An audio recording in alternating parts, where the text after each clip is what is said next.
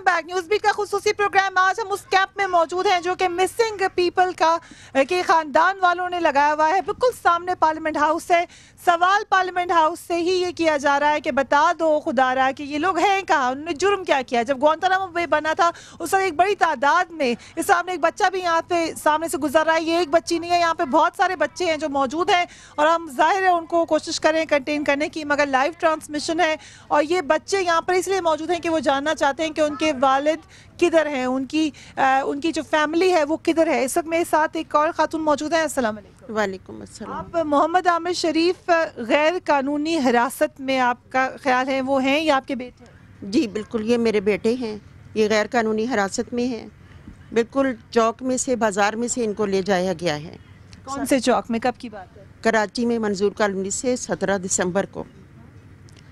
जबकि पूरे मोहल्ले में इसकी शराफत और इसकी सुलहजुई इतनी मशहूर है कि कोई इसके हवाले से कुछ नहीं कह सकता कि ये कोई गलत काम भी कर सकता है। तो अगर इसने गलत काम किया है तो हमें बताया जाए ताकि हम भी आगे होकर लड़ें कि हाँ इसने गलत काम किया है तो हम भी डिफेंड करें। लेकिन ये तो कोई बात नहीं है कि उठा कर ले जाएं और घर वालों को पता भी ना हो। तो ये आपके इतने सालों से आपका बेटा नहीं है, आपको कैसा लगता है? ऐसा लगता है कि सारी दुनिया उजाड़ है, सारी दुनिया में कोई नहीं बचता। मेरे शौहर 70 से अबव हैं, मैं 60 से अबव हूँ और अब ये हमारा सहारा बनना था, लेकिन अब हम इसके बच्चों का सहारा हैं। ये अपने 8 बच्चों का बहुत कफील है। इसे हमारा बाहर जाके काम करना भी पसंद नहीं था। ये जब बाहर के माहौल से कोई भी गलत बात लेके आता तो मैं इसे अब भी पीट लेती थी। जब छोटा था 9th-10th में भी था तो मैंने इसे पीटा और मोहल्ले के बच्चों की माएँ इनको डराती थी कि मैं आमिर की अम्मी को बुलवा लूँगी और बच्चे सुधर जाते थे, सीधे हो जाते थे। तो अब वो बच्चे जो हमारी मार से हमने इतनी मुश्किल से सीधे किए तो क्या वो लोग उसे फिर ख़राब करने की कोशिश कर रहे हैं? हो सकता है आमिर साहब ने कुछ गलत किया, हो सकता है। आपने तो कुछ गलत नहीं किया। आप पूछ सकती हैं सवाल कि आपको किस गम की, किस जुर्म की आपको सज़ा मिल रही है? हमें नहीं पता किस जुर्म की सज़ा मिल रही है। मेरी बेटी की शादी थी, मैं यहाँ से गई, शादी करके मैं वापस आ गई हूँ और मेरी बेटी अभी तक घर नहीं आई है कि अम्मी घर पे नहीं है तो मैं क्या करने जाऊँगी। और हम बारी बारी आते हैं, यहाँ बैठ के चले जाते हैं। अगर हम यहाँ नहीं आएंगे तो इतने ख़ानदान जिनके बेटे, जिनके बाप, जिनके बच्चे गैर कानूनी हिरासत में है या कानूनी हिरासत में है, कम अज़ कम उनको ज़ाहिर किया जाए। फ़र्द कायम रब्ते मिलत से है तनहा कुछ नहीं, मौज है दरिया में और बैरून दरिया कुछ नहीं। हम एक होंगे तो कुछ भी नहीं कर सकेंगे, इकट्ठे होंगे तो हो सकता है कि ये अगर हमें चींटियाँ भी समझते हैं, वो चींटियाँ भी वो काम कर लेंगी जो इंसान नहीं कर सकता।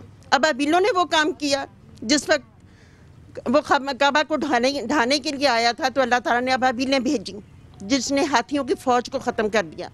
तो क्या हम वो अबाबिलें भी नहीं बन सकते? क्या हम वो चींटियाँ भी नहीं बन सकते? क्या आवाज़ उठा सकते हैं? ये एक और खातून मेरे साथ मौजूद है। आप कराची से आई हैं? जी हम कराची से आए हैं। ये कौन है?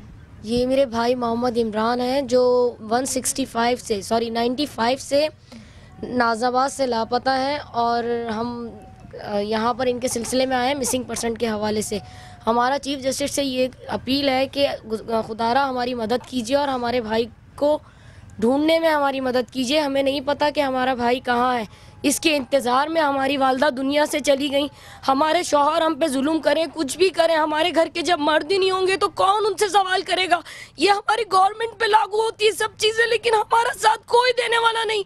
इतनी सख्ती में भी अल्ताफ़ भाई ने हमारा साथ दिया और आज हमारी इतनी अप्रोच नहीं कि हम यहाँ आ सकें, लेकिन कायदे तहरीक अल्ताफ़ भाई का साथ है जो आज हम यहाँ बैठ के चीफ जस्टिस से बात कर रहे हैं, उनके सामने अपनी अपीलें पेश कर रहे हैं कि खुदारा हमारी मदद करें। हमारी माँ वैंट पे चली गई, हमारी माँ को आखिरी हिचकियां, लेकिन इंतजार हमारे भाई का, लेकिन हमारा भाई कहां से आएगा? अपनी माँ को कांधा देने नहीं आ सकता। ये कैसा इंसाफ है? हर मजहब में अपनी माँ बाप को कांधा देने का हक है, लेकिन हमारी गवर्नमेंट कहां सो गई है? हमारे आंसू क्यों नहीं नजर आते इनको? हमारी बहनें, हम बहुत परेशान हालत में किराए के मकानों में दर बदर। अगर हमारा कमाने वाला नहीं होगा, कोई नहीं होगा तो हम कहाँ जाएंगे? सवाल है, ये सबके यही सवाल है, इनका जवाब कोई नहीं है। लेकिन शेख साहब मैं आपसे सवाल करूंगी, ये तो आपके वोटर हैं, हुकूमत में तो आप लोग बैठे हुए हैं, फिर उस हुकूमत के साथ ही बैठे हुए हैं, आपकी जिम्मेदारी क्या है? मैं माइक शेख साहब के पास देती हूँ। सवाल मुत्तहिदा कौमी मूवमेंट से उठा है और इसका जवाब भी मैं शेख साहब से लूँगी, लेकिन एक कहानी मैं और सुनूँ फिर मैं उसके पास आपके पास आती हूँ। मेरा बेटा खैरुर रहमान वलद अब्दुर रहमान बाजोड़ एजेंसी, कब से फेरे हैं बाबा जी ऐसे ही बेटे को तलाश करते हैं? ये ऐसा है, हम बाजावड़ पे गया हुआ, बाजावड़ पे है, हम उधर रहते हैं। हमारा बच्चा आया बाजावड़ से, ये फिश इमाम था, बच्चों के भी सबक पढ़ता था, 7 बेटी है मेरा 7 और 1 बच्चा है। क्या करें बोलो तुम लोग, ये मुसलमान के मर गए कापर के। हर तरफ आंसू हैं, हर तरफ आहें, हर तरफ सवाल हैं और जवाब देने के लिए मैं पूछूंगी ना सिर्फ शेख साहब से, बाकी लोगों से भी। मेरे साथ बहुत सारे यहाँ पे लोग मौजूद हैं, हर एक की कहानी है। किस किस की कहानी आपको सुनाऊं? वक्फा लेते हैं, उसके बाद मिलते हैं। Keep watching News beat.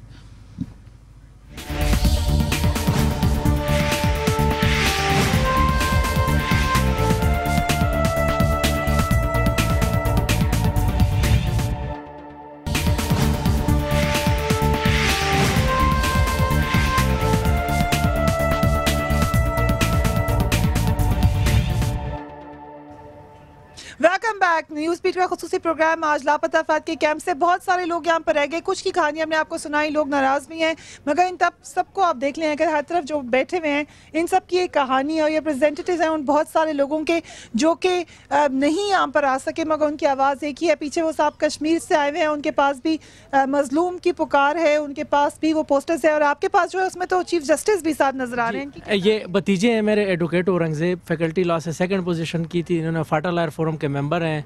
मैं बसरा, ये मिसिंग है, 14 जुलाई से दूसरे वकील के हमरा जा रहे थे पेशावर कोर्ट्स, दोनों को उठाया गया, एक वकील को छोड़ दिया गया, ये अभी तक उनकी कस्टडी में है। 31 जनवरी को पेशावर हाई कोर्ट में दूसरे वकील ने ये गवाही दी है कि हम दोनों को उठाया गया, मुझे छोड़ दिया और ये उनकी कस्टडी में। बसरा साहब से मैं ये कहता हूँ कि रहमान मलिक का फ़र्ज़ है कि यहाँ पे कैंप में आए, अपनी तरफ से वो बयान दे देता है कि ये लोग अफगानिस्तान में शहीद हुए हैं, ये लोग अफगानिस्तान गए हैं, कैंप में वो क्यों नहीं आते? कैंप में उनको आना चाहिए। ये सवाल है मुझे, क्योंकि प्रोग्राम अब खत्म करना है। बसरा साहब जल्दी से कैंप में क्यों नहीं आते?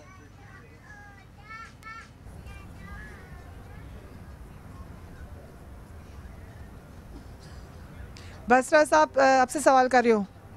बसरा साहब से भी ये सवाल, बसरा साहब अगर आपने मुझे क्वेश्चन किया है, अगर आप मेरी आवाज़ सुन पा रही हैं तो मेरा एक क्वेश्चन है, तमाम मेरे माओ बहनें बेटियां जो बुजुर्ग बैठे हैं, ये खुलकर बताएं कि वो लोग जो उनके बच्चे हैं, जो उनके प्यारे हैं, जो उनके लख्ते जिगर हैं, वो किन्ने अगवा किए हैं, ताकि पूरी कौम के सामने उनका चेहरा आना चाहिए। जहाँ तक हमारी हुकूमत का मामला है, हम तो डे 1 से ये बात कह रहे हैं कि आज हमने जो कोर्ट के अंदर जो मौक़िफ़ दिया गया है उसके अंदर गवर्नमेंट ने ये बड़ा क्लियरली मौक़िफ़ लिया है कि वो लोग हमारे पास नहीं है, हमें ट्रेस नहीं हो रहे हैं। तो यही तो हम कहते हैं कि एजेंसीज का जो रोल है वो जिनके पास वो लोग हैं उनको चीफ जस्टिस साहब अगर प्राइम मिनिस्टर ऑफ पाकिस्तान को बुलवा सकते हैं तो उनको बुलवाएं। और मेरा एक सवाल इनसे ज़रूर करें कि और पूरी कौम को ये बताएं कि वो लोग किन्होंने अगवा किए हैं, किनके कब्जे में हैं और किनके पास हैं, ताकि पूरी कौम को ये पता चल सके कि जिसमें ये कहा जा रहा है कि गवर्नमेंट का क्या रोल है। भाई गवर्नमेंट ने तो हज़ार लोग जो एक डिक्टेटर के दौर में अगवा हुए थे, जिनको ले जाया गया, उनको बरामद करवाया हम लोगों ने। ये जो 156 फराजा साहब आप भी एग्री करते हैं इनकी इस बात से? फराजा साहब आप समझते हैं कि कोर्ट में जी एक दूसरी बात साहब, क्योंकि प्रोग्राम का वक्त खत्म हो रहा है इसलिए मैं जल्दी मेरी बात सुन ले।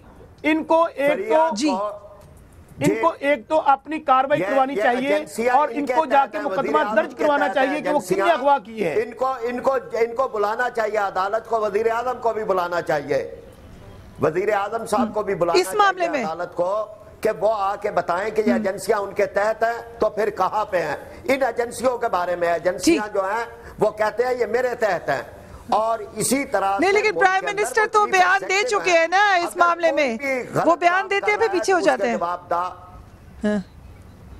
ठीक है, ये बात यहीं पे, ये बहस बहुत लंबी है, मगर सवाल यह है कि कसूर किसका है और किससे ज्यादा भी अब हम सवाल ये उठा रहे हैं कि इसका हल क्या है।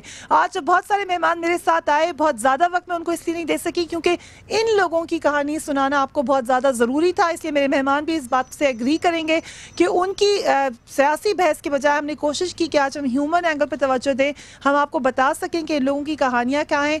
आखिर में इतना ही कहूँगी कि जब औरत एक एक माशरे की बड़ी अहम पिलर होती है, और उस औरत को, चाहे वो बेटी हो, उसके सर पे हाथ रखना स्टेट का काम है। जब वो बीवी है उसकी कफालत उसका मियाँ करता है, और अगर उसका मियाँ चला गया, जिस भी जुर्म में चला गया, तो स्टेट इन माँ बेटियों के लिए कर क्या रही है।